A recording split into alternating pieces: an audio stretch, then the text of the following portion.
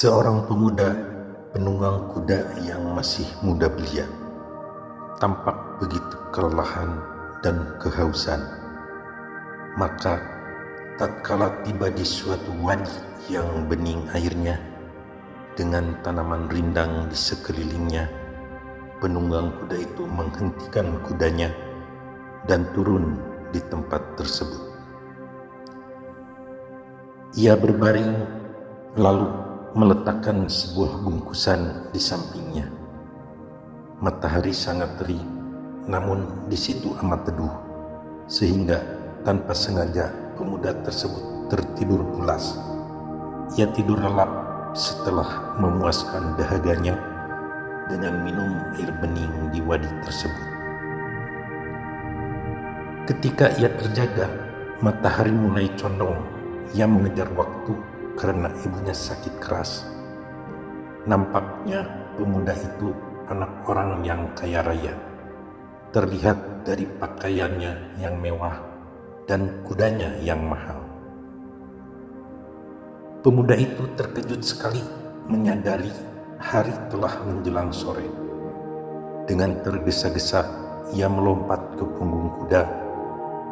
Bungkusannya tertinggal sebab ia hanya berpikir untuk segera tiba di rumah, menunggu ibunya yang sedang sekarat. Bapaknya sudah meninggal, dibunuh orang beberapa tahun berselang. Tidak lama setelah ia meninggalkan tempat tersebut, seorang penggembala lewat di tempat itu. Ia terkesima melihat ada sebuah bungkusan kain tergeletak di bawah pohon.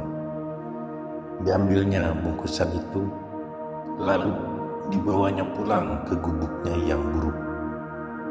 Alangkah gembiranya hati si anak gembala tatkala melihat bungkusan itu berisi emas dan permata yang pasti amat berharga. Ia yatim piatu dan masih kecil, sehingga penemuan itu dianggapnya merupakan hadiah baginya. Ketika tempat tadi sudah sepi, seorang kakek yang bungkuk berjalan terseok-seok melalui wadi tersebut. Karena capek, ia pun duduk beristirahat di bawah pohon yang rimbun. Belum sempat ia melepas lelah, anak muda penunggang kuda yang tertidur tadi datang kembali hendak mengambil bungkusannya yang tertinggal. Ia memacu kudanya seperti kesetanan agar belum ada orang yang menemukan miliknya. Tatkala ia sampai, alangkah terkejutnya pemuda tersebut melihat bahwa di bawah pohon tempatnya beristirahat tadi kini terdapat seorang kakek. Dan ia lebih terperanjat lagi ketika dilihatnya bungkusan kainnya sudah lenyap dari situ. Maka pemuda itu dengan suara keras bertanya kepada si kakek, "Mana bungkusan yang tadi di sini?" "Saya tidak tahu," jawab si kakek dengan gemetar. "Jangan bohong," bentak si pemuda. "Sungguh, waktu saya tiba di sini tidak ada apa-apa kecuali kotoran kambing." "Kurang ajar, kamu sudah tua bukan? Mau mempermainkan aku? Pasti engkau yang mengambil bungkusanku dan menyembunyikannya di suatu tempat. Ayo kembalikan. Bungkusan itu baru kuambil dari kawan ayahku sebagai warisan yang dititipkan ayahku kepadanya untuk diserahkan kepadaku kalau aku sudah dewasa, yaitu sekarang ini. Kembalikan." "Sumpah Tuan, saya tidak tahu," sahut kakek tersebut makin ketakutan. "Kurang ajar, bohong. Ayo serahkan kembali. Bila tidak, tahu rasa nanti," herdik si pemuda tambah berat. Karena si kakek itu tidak tahu apa-apa, maka ia tetap bersikeras bahwa ia tidak melihat bungkusan tersebut. Ia tidak mengambil atau menyembunyikan bungkusan mahal itu. Si pemuda makin berang dan tidak dapat mengendalikan kemarahannya lagi. Dicabutnya sebilah pedang pendek dari pinggangnya, dan kakek tadi dibunuhnya dengan darah dingin. Lantas, sesudah dicarinya ke sana kemari, tidak ditemukannya juga. Ia pun melompat ke atas kudanya dan memacunya menuju ke kampung halamannya. Hatinya mendongkol, marah dan kecewa.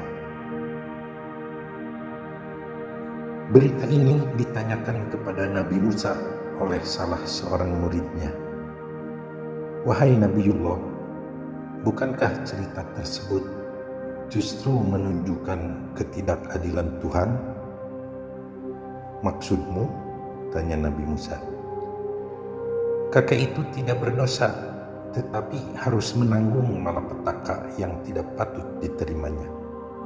Sedangkan si anak gembala yang mengantongi harta itu malah bebas, tidak mendapatkan balasan setimpal. Tuhan tidak adil, ucap Nabi Musa terbelalak. Masya Allah, dengarkan baik-baik latar belakangnya. Tanpa setahu yang mengalami peristiwa tersebut, sebenarnya rentetan kejadiannya itu adalah bukti keadilan Tuhan dengan membalas perbuatan hambanya. Kemudian Nabi Musa pun berkisah, ketahuilah, dahulu ada seorang petani hartawan dirampok semua perhiasan dan harta benda miliknya oleh 2 orang bandit kejam. Setelah berhasil dalam mengambil harta rampokan itu, terjadilah kecurangan. Salah seorang bandit itu sangat tamak, sehingga harta rampasan tersebut dikuasainya sendiri.